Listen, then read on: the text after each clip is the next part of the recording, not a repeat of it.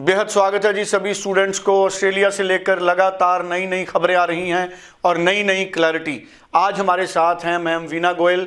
वीना गोयल जी को 28 साल का एक्सपीरियंस है। Navigators overseas solutions private limited 28 years में स्टार्ट हो गया है और आप बड़े इंपॉर्टेंट शो में आज हमारे साथ जुड़ेंगे। आज मैम वीना गोयल क्लियर करेंगे ऑस्ट्रेलिया से किन प्रोफाइल्स को वीज़े मिल रहे हैं। बहुत सारे स्टूडेंट्स हैं, उनकी अच्छी प्रोफाइल है लेकिन जीटी क्लियर नहीं हो रहा, रिफ्यूज़ल आ रहा है।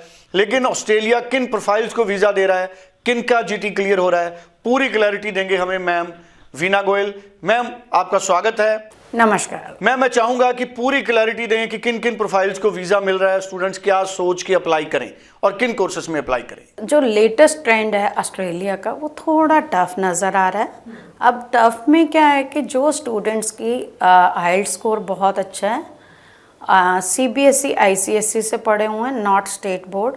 हाँ, स्टेट बोर्ड जो पंजाब और हरियाणा के अलावा उनके एक्सेप्टेड हैं, लेकिन हमारी कोशिश है सीबीएसई और आईसीएसई वाले बच्चे मेडिकल, नॉन मेडिकल या जिनके सब्जेक्ट्स बहुत अच्छे हैं, आर्ट्स में जिनका पेंटिंग या लैंग्वेज कोर्स हैं, वो मत अप्लाई करें बिल्कुल भी, आपका टाइम वेस्ट होगा।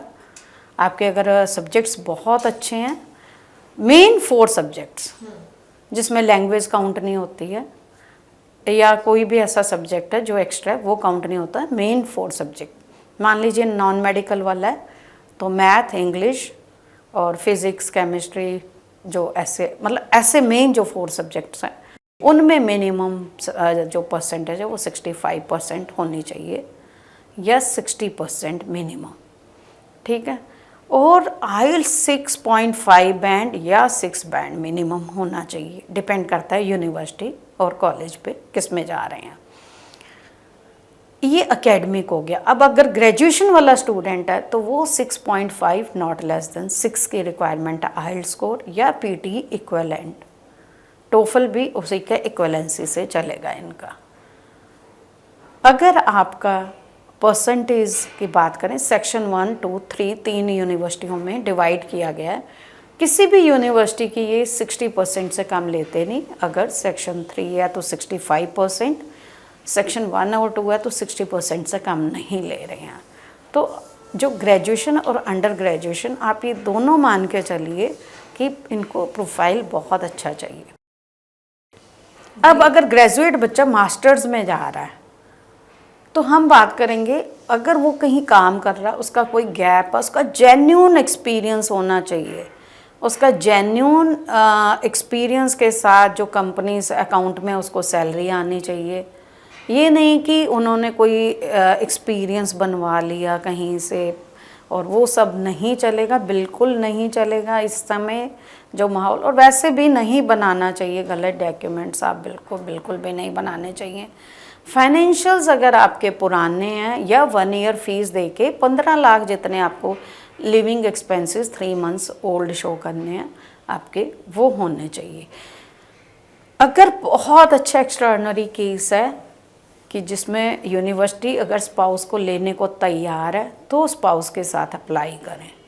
तो ये सारी चीज़ें जो हैं, जहां आपका गैप +2 वाले स्टूडेंट का गैप बिल्कुल नहीं होना चाहिए। सब्जेक्ट्स चारों में आपकी परसेंटेज अच्छी होनी चाहिए, आइल्स आपका अच्छा होना चाहिए। पेरेंट्स की इनकम मोर देन 12 लाख इस टाइम देख रहे हैं, ठीक है। अब आपका जो फाइनेंशियल्स, तो मैंने कहा 1 ईयर का आप दे के, और लिविंग एक्सपेंसेस आप 3 मंथ्स ओल्ड शो कर सकते हैं या बैंक लोन शो कर सकते हैं। कोर्सेज भी अगर आप अच्छे लोगे, बिजनेस के अलावा अगर आप लेते हो, कोई हेल्थ का कोर्स लेते हो, आईटी रिलेटेड अच्छे कोर्स लेते हो, साइबर सिक्योरिटी लो, आर्टिफिशियल इंटेलिजेंस लो, बिजनेस एनालिटिक लो, क्लाउड कंप्यूटिंग, उसमें वीज़ा रिजेक्शन के चांसेस बहुत कम है। आपकी यूनिवर्सिटी अच्छी हो, आपका कोर्स अच्छा हो, फाइनेंशियल डॉक्यूमेंट ठीक हो, आपका एकेडमिक रिकॉर्ड ठीक हो, तो आपका रिजेक्शन के चांसेस नहीं है। मैं किसी भी ऐसे बच्चे को इस टाइम गाइड नहीं करूँगी कि जो इस टाइप के प्रोफाइल हो। प्लीज़ ऑस्ट्रेलिया के लिए प्रोफाइल में कोई कमी ना हो, फिर वीज़ा चांसेस है, नहीं तो बच्चे का बहुत लॉस होता है। Thank you so much. बड़ी इंपॉर्टेंट इन्फॉर्मेशन हमारे साथ मैम वीना गोयल ने शेयर की है कि किन प्रोफाइल्स को ऑस्ट्रेलिया वीज़ा दे रहा है। आप पूरी क्लैरिटी से सुने। कोई और क्लैरिटी चाहिए तो इसी नंबर पे बात करें जो स्क्रीन पे दिया हुआ है। Thank you so much. Thank you.